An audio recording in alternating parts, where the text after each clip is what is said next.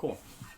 Hello, welcome to this tutorial for Castle on the Hill. This is a live looping tutorial, hence the pedal here on the floor.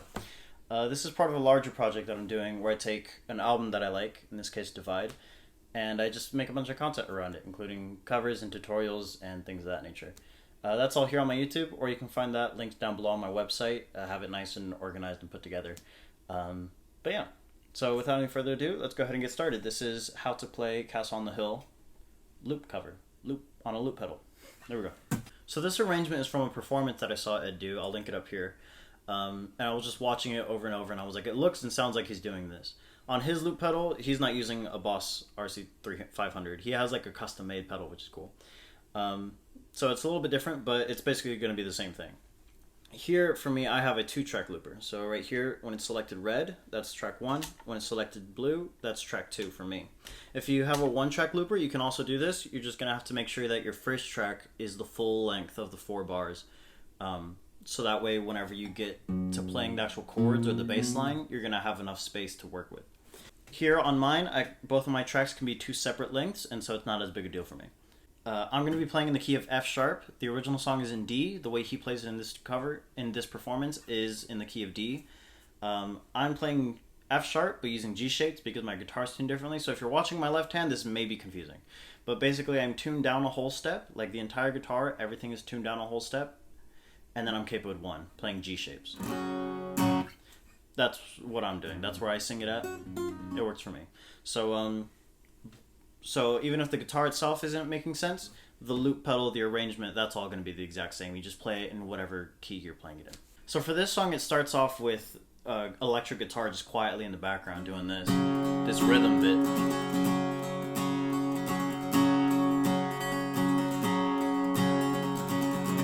That's how it starts. So we're going to go ahead and loop that first. This actually find to be the most complicated part of the whole loop, to make it sound natural whenever it actually comes around to the recording part of it. But just practice it a lot, and it's going to suck a few times. But just practice it, and it'll start to sound better. One thing I will say, whenever you're recording, play it through first and then hit record. That way you have momentum going into the loop. And so we're going to play it for 2 bars, and then I'm going to hit record, and I'm going to record it for 2 bars. And that momentum is going to carry me through trying to keep that tempo the same. So here we go, guys.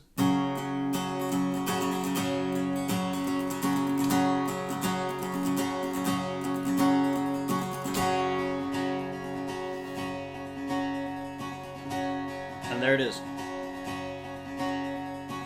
Now, while that's going, you want to keep the loop interesting. You want to keep it engaging for the listeners and for yourself as well. So you want to be playing... So while that's going, you want to be adjusting and getting ready to overdub the next loop. Overdubbing is basically just layering on top of. And so that's going. What I'm doing is I'm turning my bass up. If you have EQ and volume settings, you can do that on your guitar. I'm going to turn my bass up while this is going. Turn the volume up a little bit more. I'm going to put a 4 on the floor. And then hit record, carrying that momentum. 2, 3, and... there it is. I can hear it's off a little bit, but that's fine for our purposes right now. And that's it. So you keep it building, you keep it going, keep it interesting. One thing I will say real quick is whenever you're looping live with a pedal in particular, you have to be conscious of your volumes, because it's not just recording what you play, it's also recording the volume at which that is played. And so you're kind of mixing it live as well. So that first track that I laid down, the guitar, the rhythm section of the guitar, that actually had at a lower volume than everything else that I'm going to be playing, because that's kind of a background element. And so I have EQ normally. I'm going to turn it down lower, and I just deleted my track so we can do this again for demonstration purposes. So I turn my guitar down much lower than where I'm going to be playing, because again, it's a background element. So we're going to play that.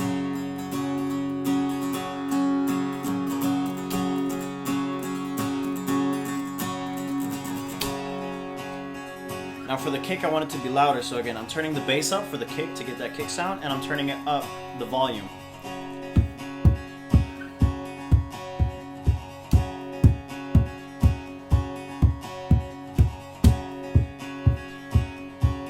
And so when we start adding stuff on top, even this, it's going to be it's gonna sound like they're not colliding as much. The next element that I like to add here, I'll switch to my second track. If you have one track, again, that's fine. Just make sure you have the full four bars so that you have enough room to work with. On the second track, what I like to do is, so I've just recorded my kick, so my bass is already turned up, and this song has a bass line to it. And so what we're gonna do is we're gonna turn the volume, the master volume, up on our guitar a little bit higher because you want that bass line to really stand out. You want that to be audible. And then I'm gonna, while that's going, I'm going to be playing the bass line. Play it through once to get that momentum, and then you loop it back around and you hit record. So let's go ahead and try it. So we go.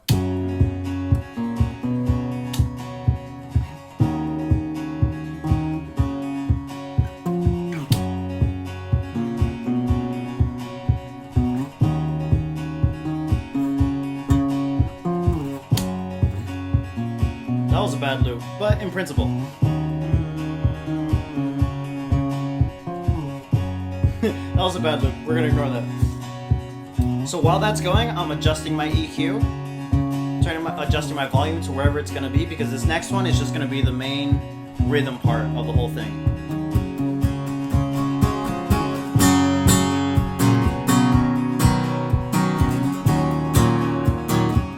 And hit record, overdub that.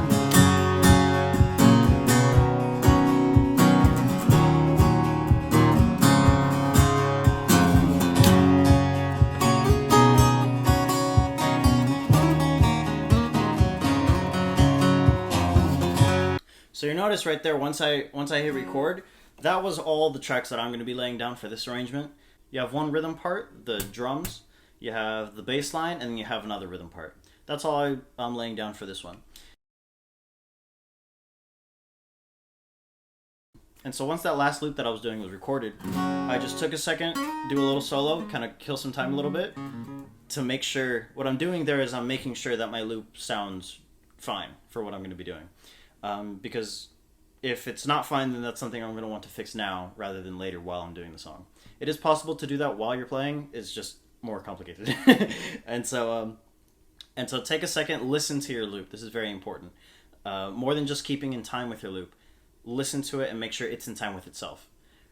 It's like you're playing with a band, but it's all past versions of you. It's weird. But yeah, so whenever I'm doing that solo, that's a second for me to listen, see if anything's wrong, and I can take a second to fix that before I actually get into the song.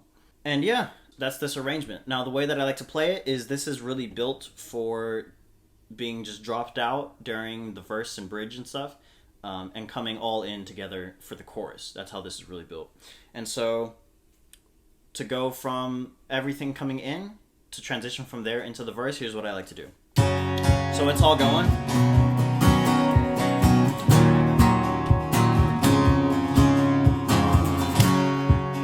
I like to stop that second track with the bass line, and then this, because it's just on one chord, that'll transition. When I was 6 years old, I broke my leg, so that'll transition fine into the verse. And you can do that also coming out of the chorus, going into the second verse, going into the bridge from the chorus.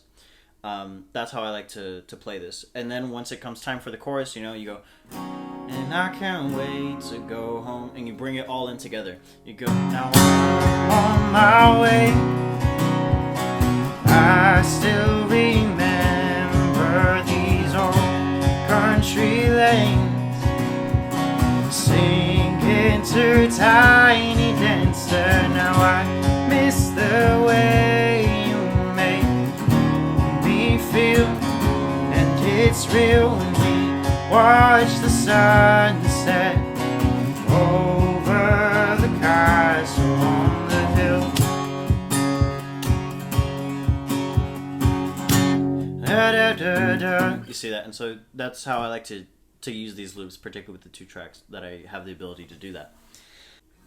One thing I will say real quick in parting thoughts is whenever it comes time for the chorus, listen to the kick, because everything's going to be dropped out for the verse and the bridge. And so it's just going to be you, and it's really easy to get off time. Here I can see it visually. It shows me my tempo. I tend not to pay attention to that. I find it It's typically much easier to listen to the tempo than it is to see the tempo. And so I don't typically pay much attention to this. But whenever it comes time to the chorus, this song has a kick. Listen to it. That's going to be your cue to make sure that you're in time with the song. Again, you don't want to just, like a train, just freaking ram through it. You want to play along with it. And so, because it's playing along with you. So, yeah, so you go, oh, I can't wait to go home. That first chord, just let it ring while you're listening. And then, by then, it'll be like the second and third beat, and then you'll be able to hear it, and you'll be in time. Yeah, so that's kind of all the tips that I have. At the very end, like, again, just like take a second, do a little solo or something, because you have a backing track, and so you might as well just... You can practice something, or... I find this is great just for noodling around for a couple bars. And yeah, that's all I got. So, if you want to play along with it, you can check out this video here, where I do exactly this as a cover. Or you can check out this playlist to continue this series where I do make content about this album. So, yeah, that is all. Thanks. Hope you learned something. If you have questions, ask them down below. And I'll see you in the next one. Toodles.